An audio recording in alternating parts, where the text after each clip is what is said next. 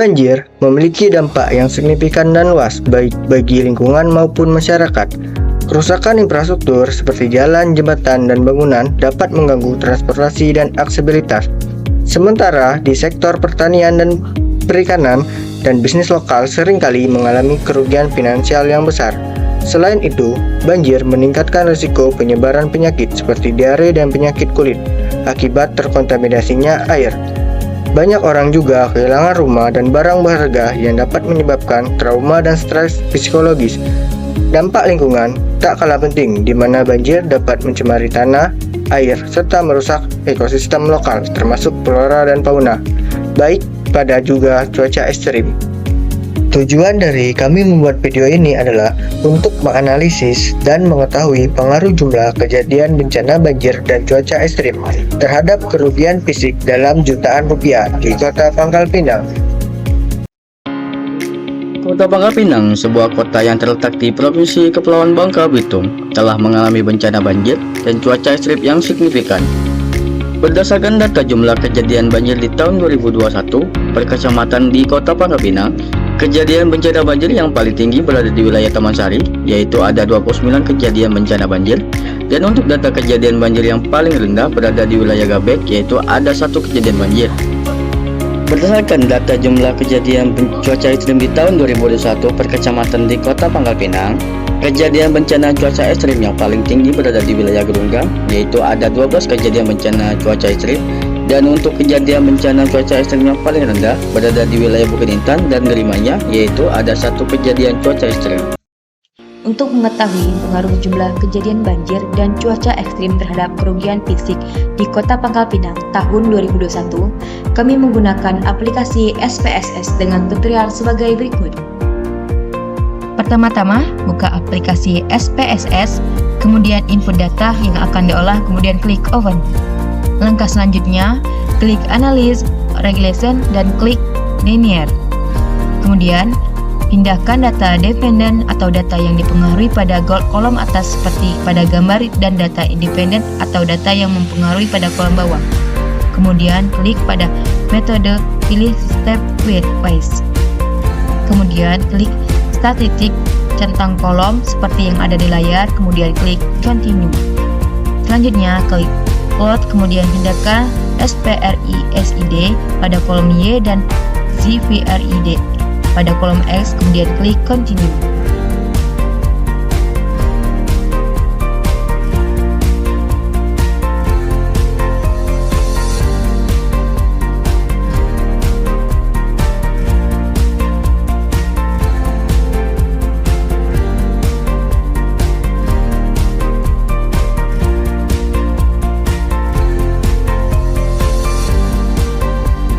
Tutorial sebelumnya menghasilkan data sebagai berikut.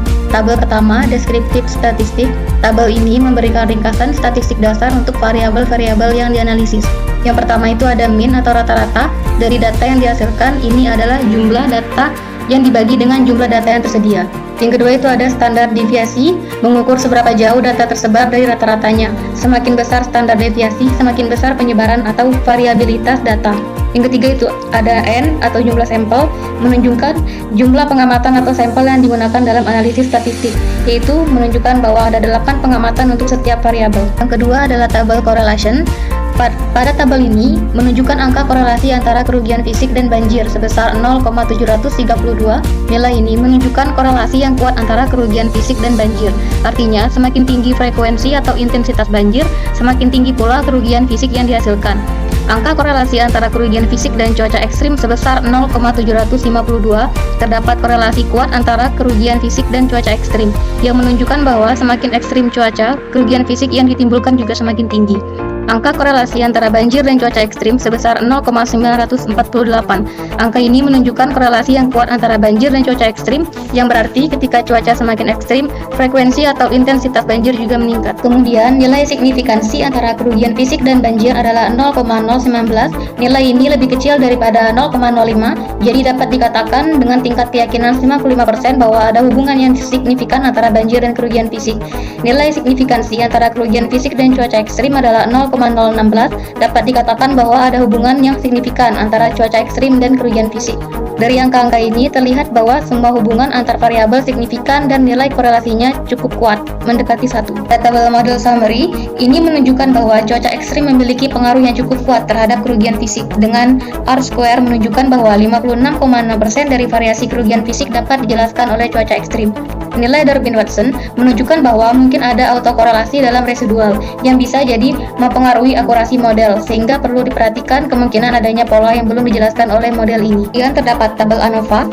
Tabel ini menunjukkan bahwa model regresi yang melibatkan cuaca ekstrim sebagai prediktor dari kerugian fisik adalah signifikan dengan nilai F sama dengan 7.812 dan p-value sama dengan 0,031. Ini berarti bahwa cuaca ekstrim memiliki pengaruh yang signifikan terhadap kerugian fisik.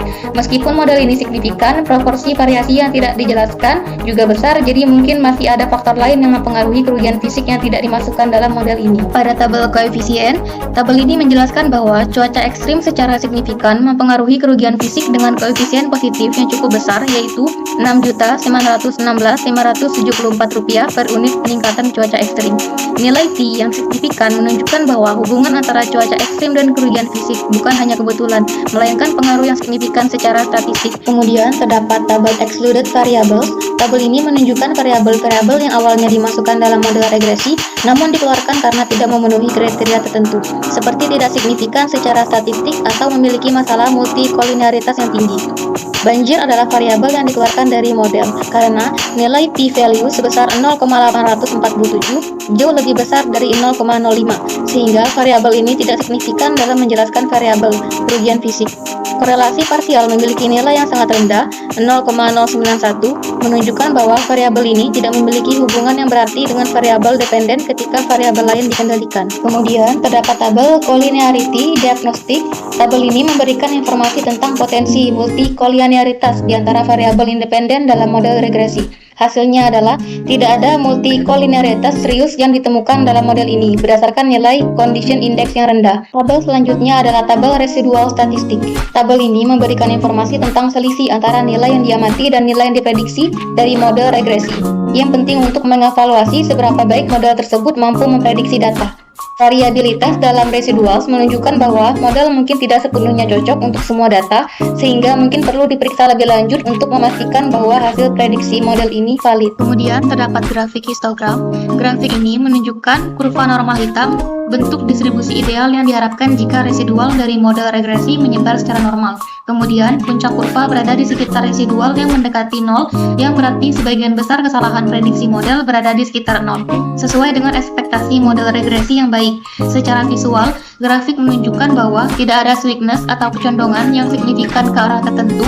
Ini adalah pertanda yang baik karena distribusi yang miring dapat menunjukkan masalah pada model. Grafik selanjutnya adalah grafik normal PP plot, digunakan untuk mengevaluasi apakah residual dalam model regresi mengikuti distribusi normal. Pada plot ini, titik-titik berada di sekitar garis diagonal menunjukkan bahwa sebagian besar residual berada dekat dengan garis diagonal, yang menunjukkan bahwa asumsi normalitas residual terpenuhi dengan cukup baik.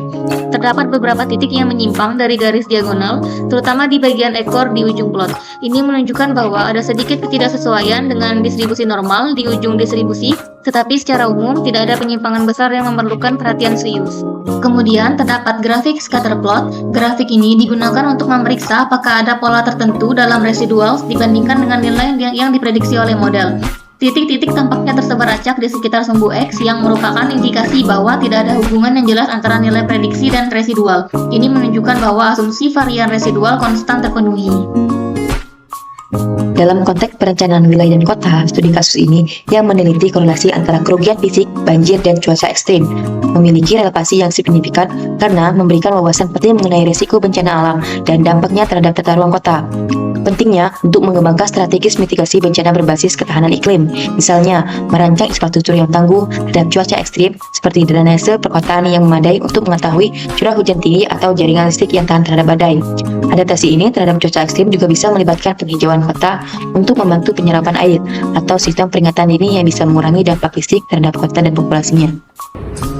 Langkah mitigasi terhadap bencana banjir dan cuaca ekstrim, yaitu salah satu fokus utama adalah peningkatan infrastruktur dan perbaikan sistem drainase.